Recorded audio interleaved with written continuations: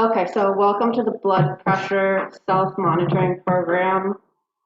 This is a nutrition education seminar on shopping, preparing, and cooking food for better blood pressure management. And my name is Hannah Oshai. I just got my bachelor's of science in nutrition from UMass, and now I'm a UMass dietetic intern. And that's why I'm here to give you some nutrition education.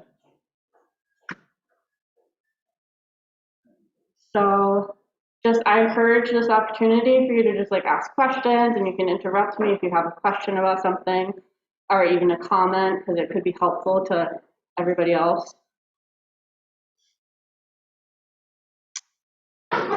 So as we all know by now, nutrition choices have a direct impact on our health and our blood pressure. And now we're on slide nutrition and blood pressure, common sources of dietary sodium found in food supply in the American diet. So this kind of just gives you an idea of where our sodium is coming from. So 77% of sodium in our diet is coming from processed and restaurant foods. 12% occurs naturally in foods. 6% is added while we're eating it, so with the salt shaker. And 5% is from home-cooked meals. So only 11% of our sodium in our diets is coming from us preparing foods at home. So that's pretty small compared to how much sodium we're all getting.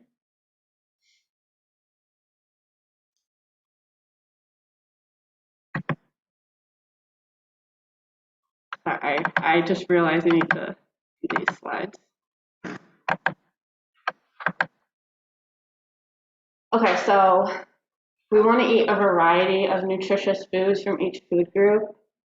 So fruits and vegetables, whole grains. You should try to make half of your grains whole grains, low-fat dairy products. And if you are dairy-free, you can use an unsweetened fortified soy milk. For protein, you want to reach for those lean proteins like poultry, fish, tofu, beans, lentils, and nuts. And choose foods low in sodium, saturated fats, and trans fats. And does anyone know what the little heart check mark is? You see it on oatmeal or Cheerios.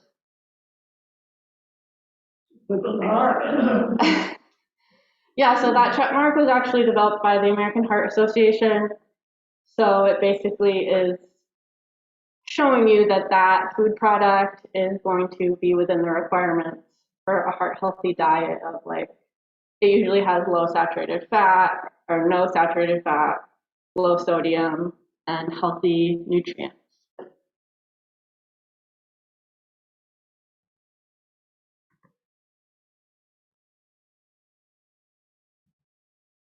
So another important way we can optimize our nutrition and make sure we're getting all the nutrients we need is to follow the MyPlate method.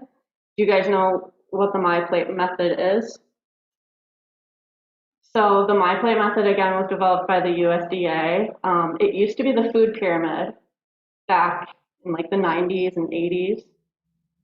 So they updated that to the MyPlate method. So it's a plate.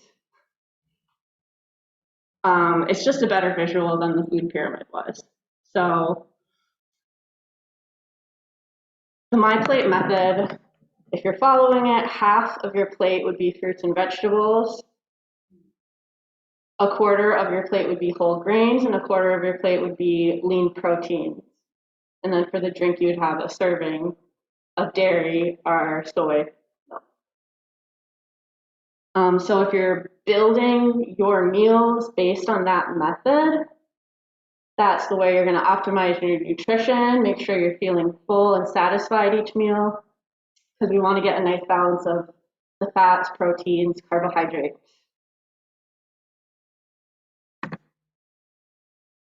And has anyone heard of the DASH diet?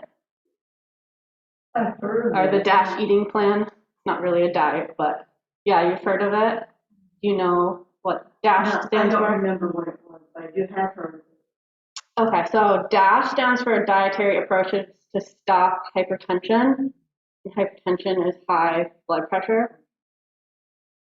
So it's an eating plan that was developed. I'm just going to go over some of the key points. So again, make half your plates fruits and vegetables. So fruits and vegetables are high in fiber, potassium, and other important nutrients for our heart and blood pressure. Choose low-fat sources of calcium. So calcium is very important as we age. We're going to have less calcium, so we're going to need more in our diet. But we also don't want to choose like whole milks and cheeses because they're higher in saturated fat. So you're going to want to choose calcium-rich foods that are also low-fat, like low-fat dairy products, dark leafy greens like cooked kale and collard greens, and calcium fortified soy milk, again, if you don't drink dairy. And then limit fats and sodium in the diet, so limiting red and processed meats, full-fat dairy products, and eat less processed and restaurant foods. And then the last key point in the DASH diet is to stay active, so doing like 30 minutes of a brisk walk 5 days a week. That would be a recommendation for how much activity you should be getting. That's just a good example because I feel like for most people could manage a 30-minute walk. So shopping for blood pressure friendly foods is the next slide. So we want to plan our meals and make a list ahead of time. This can prevent us from impulse buying and food waste. If you eat before you shop, that's another way to be less likely to buy higher fat and higher sodium foods. Try choosing fresh fruits and vegetables and just fresh whole foods in general, because they will have more vitamins and minerals and fiber. Try to stick to the perimeter of the grocery store for most of your food. So the perimeter is going to have your produce and your dairy products and your proteins, bread and stuff like that. As far as the perimeter goes, it's not that it's all unhealthy, because you will find like canned beans and vegetables and whole grains, but there tends to be more snack foods and processed foods. So cut back on frozen dinners. That's important because frozen dinners are usually very high in sodium, like frozen pizzas, any kind of like packaged mix, like a rice with seasoning kind of packaged mix. They can be really easy and convenient, but again, they're typically going to be really high in sodium. And canned soups and broths and salad dressings are other places where you might find really high sodium. Another thing is that many ready-to-eat breakfast cereals could be high in sodium, and added sugar. So you just want to make sure you flip the nutrition label over and make sure that if you like cereal, you're choosing a lower sodium option, and preferably one that's fortified with other vitamins and minerals.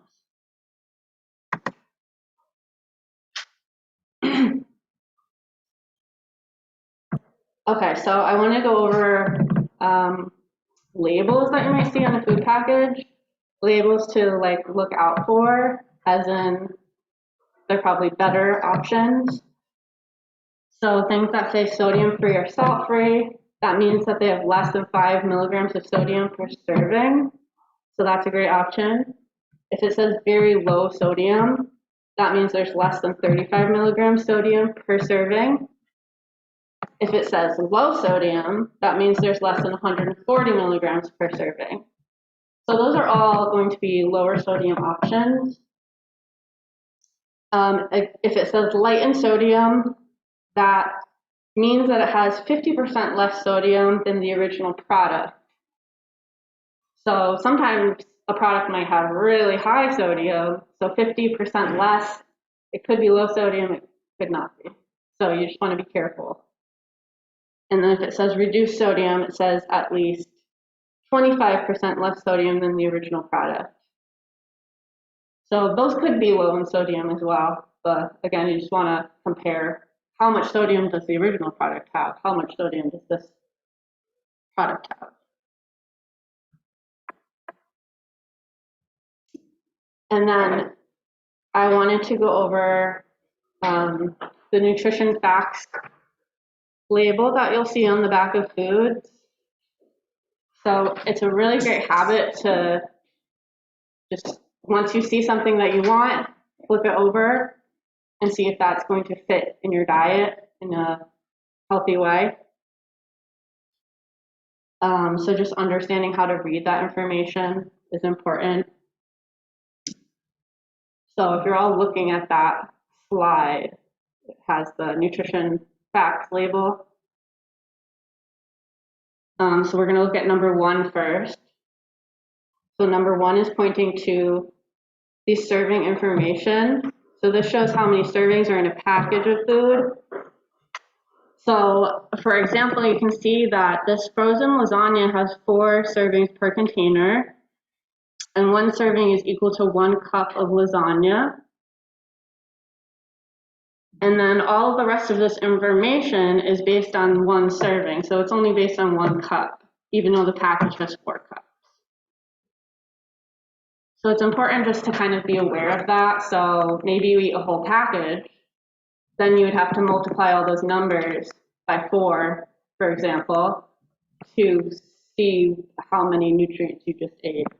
So how many calories you just ate, how much sodium. So example, if you were to eat half a container of this frozen lasagna, it would be 560 calories instead of 280 calories.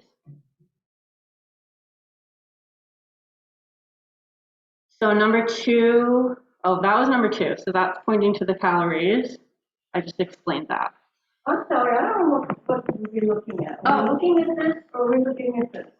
No, not this. Okay. So that's just a handout you can take home. And then here is double-sided. So we're looking at this slide. Yeah. And then we'll look at that. Okay. Wait. I don't think we have, I don't have. Uh-oh. The lasagna one. I'm looking for a number of things, but I don't. That's okay. She printed out the old slides from last week. All right. So I got it, but we didn't. I updated the slides. I emailed them to her. She accidentally printed out the old slides. So I'm so sorry for that. Okay, I wasn't trying to confuse anybody. We're listening. No, we're cool with it. Okay, so you can, let me go to, I still have that slide. So the slide with the cereal, the 2 cereal options. Let's just go to that slide for now. And I'll just basically explain the same thing I was talking about. So as we were talking about the serving size area, and then the calorie area, and then these nutrients that are listed like total fat, cholesterol, sodium, carbohydrates, protein, all of that stuff. So there are your nutrients. And this just shows the amount of nutrients that are in each serving size. So they're listed in milligrams or grams, depending on the nutrient. And then number 4 is really going to be the more helpful part because we don't always know what a gram of something looks like or what that means. So if you look over on the other side, it'll show you the percent. So that's based on a 2,000 calorie diet, but even if it'll just give you a good idea of how much you're eating per day. So let's look at the potassium in the mixed berry cereal crunch. So it's 440 milligrams, and that is 13% of your daily value. So if you had 1 serving of the cereal, you've already met 13% of your daily value for potassium. So that's a good source of potassium.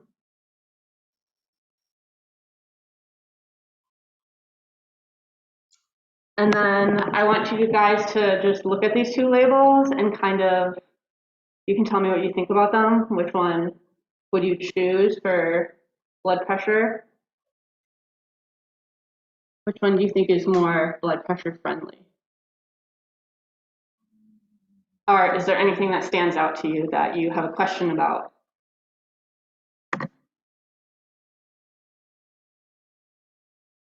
Very crunch would be better, shouldn't it? Yeah, so the McSperry Crunch would be a more blood pressure friendly food, and we can kind of go over that and break that down. So the McSperry Crunch is higher in protein, fiber, potassium, and it's also fortified with vitamins and minerals. So protein helps to keep us fuller longer. It's also important for muscles. So we want to choose higher protein foods. Fiber helps keep us fuller longer as well, along with protein. It's also important for lowering LDL cholesterol and healthy digestion. So we want to choose higher fiber foods. Potassium is an electrolyte, so sodium is also an electrolyte. So if you have higher blood pressure, you're going to want to increase your potassium, but decrease your sodium. So this will help lower your blood pressure overall. And then this one is fortified with vitamins and minerals. So as you can see, it has, a lot more, 20% vitamin K, 20% vitamin D, etc. So sometimes if it's hard for you to eat, or maybe you're not feeling super hungry one day, maybe a fortified cereal, a fortified bread, stuff like that can help get you to the recommendations for vitamins and minerals. So let's look at the other cereal for a second. So this cereal is higher in sodium and doesn't contain as many nutrients. So the difference in sodium, this one has 9% per serving, and the other one has 6% per serving. So it might not seem like a huge difference, but it also has that extra protein and fiber and vitamins and minerals. These are based on little packages of cereal, correct? One package. Yeah, but Not a box of cereal, it's a package. Yeah. Put up by Jenny Craig or what is it, Medifast? Yeah, but it's still like, It's an example. it's still like the amount per serving. So per serving it has the information. Yeah. Yeah, it is kind of weird that it says one package. So it must be a little Like today, I had package. shredded wheat for breakfast today with fruit, and there's no salt in it. Yeah. It's a little bland, but the fruit perks it up a little bit. Yeah. It's a good option. Adding fruit definitely is a good thing. So does anyone have any other questions or comments about those two cereals? What about hot cereals? What are they for that? Like say oatmeal. I make that in the wintertime more. Yeah, oatmeal is really good. It's a whole grain. And it has some fiber and protein and other good fiber nutrients in it. I would recommend, adding other stuff to it. Just you can ruin it if you put tons of everything on it, like brown sugar and butter and whatever. Yeah. Yeah, I like to eat mine with like fruit and nuts and seeds and a little bit of maple syrup. But yeah, oatmeal is a great option and it's really affordable. So if you like it, yeah, definitely a good option. It's gotten so expensive. The little box is $4 now. The thing I used to always buy. It's so expensive. So on the next slide, it's just some advices of lowering your sodium content. So flavor your foods with salt-free seasoning blends. Fresh or dried herbs are great. Fresh lemon and lime juice. Cook rice, pasta, and hot cereal without salt. So don't put salt in the water. Rinse canned foods such as tuna and beans to remove some of the sodium. And remove the salt shaker from prep area and dinner table. If you find yourself reaching for the salt shaker a lot, that might be a good strategy.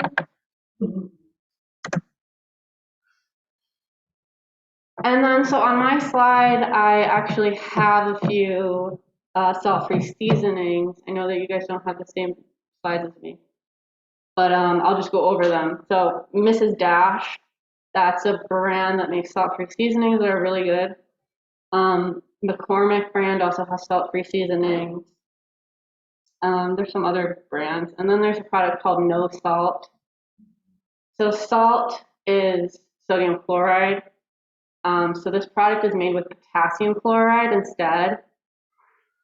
I actually talked to a woman last week who said it tastes really good and it tastes like salt. So that's just another salt-free addition you could try. The only contradiction is if you have like kidney disease or if you're on certain medications, you wouldn't want to take more potassium. So you can always check with your doctor. But for most individuals, it's a good alternative.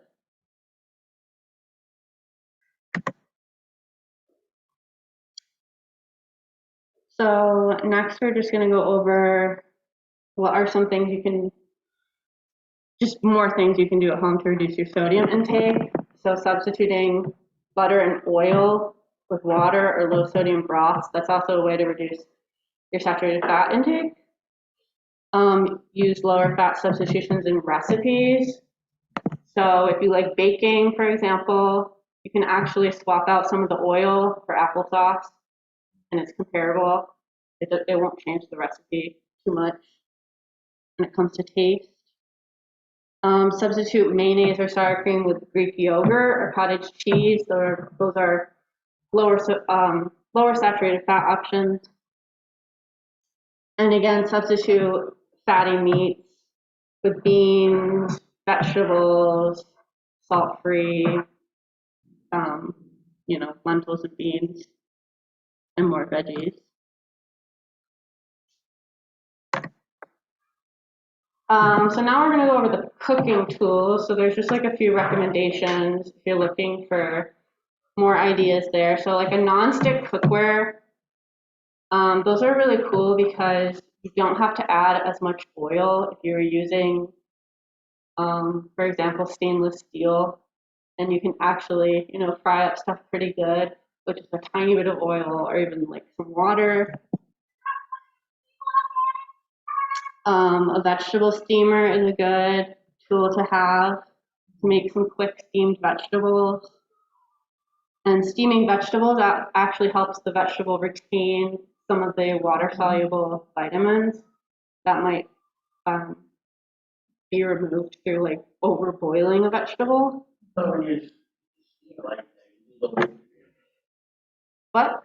so when you steam it like that, you lose all the nutrients. No, it actually helps retain the nutrients. So when you cook a food, actually it's funny because when you cook certain vegetables and fruits, if you cook it, sometimes it increases some of the nutrients. So certain things, it's like recommended that you cook it because it's going to increase the absorption of certain nutrients because you're breaking it down a little bit. But boiling, for example, if you're boiling broccoli and you'll see the water turn green, a lot of that is like water soluble nutrients, so they're being lost in the water. So steaming is a little bit different. It doesn't have that same effect, like it doesn't leach into the water. And that's just a general, like certain vegetables, you just don't want to overcook it or overboil it.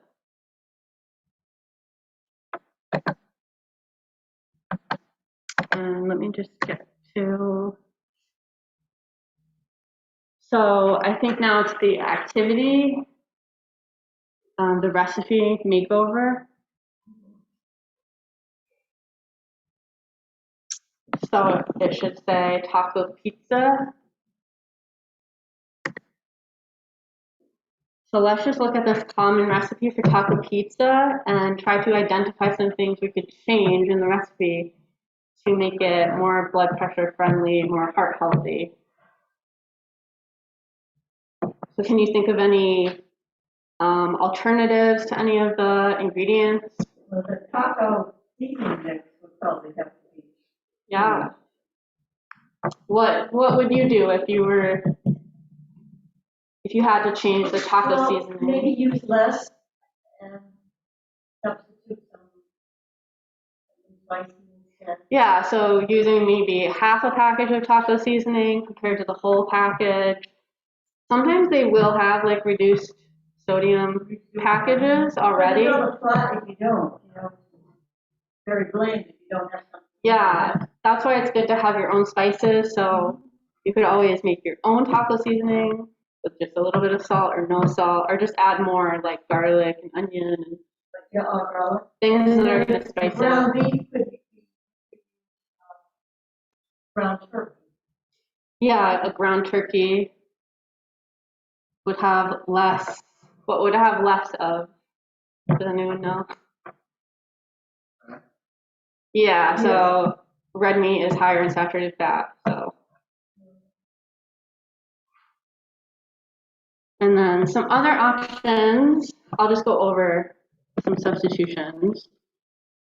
So for the Pillsbury crescent rolls, you could use reduced fat Pillsbury crescent rolls or low sodium pizza dough or whole wheat dough. You could make a homemade pizza dough. For the refried beans, you can make your own refried beans. You could even use like a whole bean and rinse it underwater, like low sodium black beans, and then rinse it. For the cheddar cheese, so you would want to aim for more of like a reduced fat cheese. Or if you're not into cheese, you could always take the cheese out, maybe add like avocados or something else to replace that. For the chopped tomatoes are good for you. Tomatoes are actually high in potassium, so those are good for lowering blood pressure. And another way to modify this recipe is to just add more vegetables. So add more mushrooms and peppers and whatever kind of veggies. Right.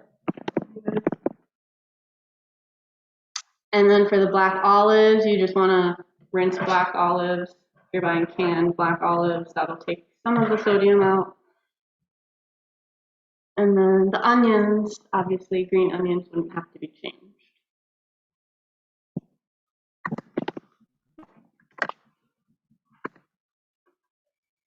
So now we're going to move on to physical activity.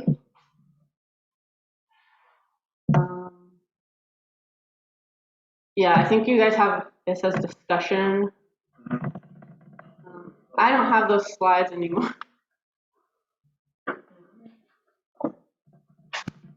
So, physical activity.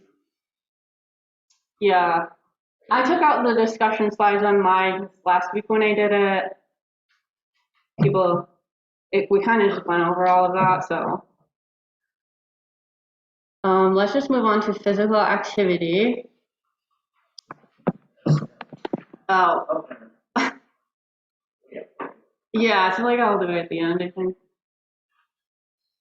So evidence has shown that regular physical activity can lead to significant reduction in blood pressure and improve other cardiovascular risks. Moderate physical activity has also been shown to decrease blood pressure in hypertensive patients who are less responsive to medical treatment.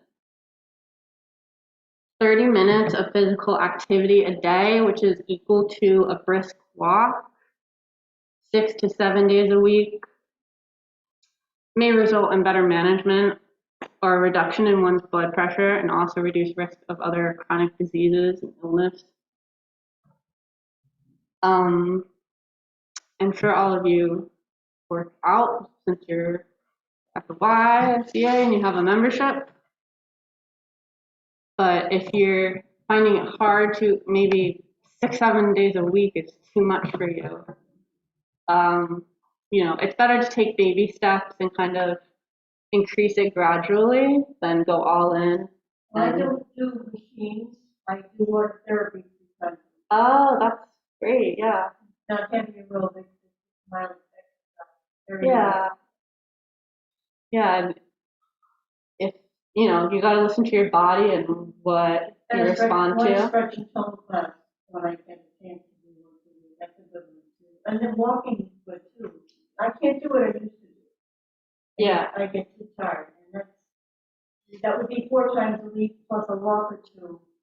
That's 5 or 6 times a week, something. Weather provided. Yeah. Too hot? No. Raining? No. That seems like great though. It seems like you're on the right track. Like, if that's what works for you, stick with it. So that's actually the end of the presentation. So thank you guys so much for coming. I wish more people showed up. It looks like no one showed up to the Zoom. But I'm going to stop the recording here.